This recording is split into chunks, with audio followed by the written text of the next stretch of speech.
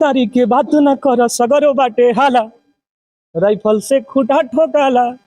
अरे कि हमरे घर से रंगदारन के दाल रोटी जाला, राइफल से खूटा ठोकाला। और हाँ तो राइफल से खूटा ठोके में तो पूरा आरजेडी के तू लोग खूटा ठोक देलो। ये राइफल से खूटा तू लोग ना ठोकले रहता तो आज आरजेडी के स्थिति हो ही ना भई रही। 75 सीट से सीधे 25 सीट पर आके ना गिर गई रही आरजेडी।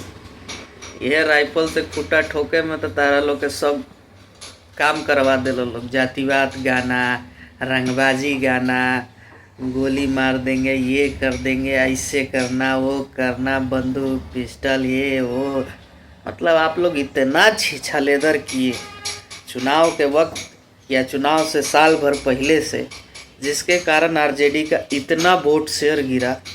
और आरजेडी जो 75 सीट जीती थी 2020 में, वो मात्र 25 सीट पर सिमट के रह गई इस बार बिहार में।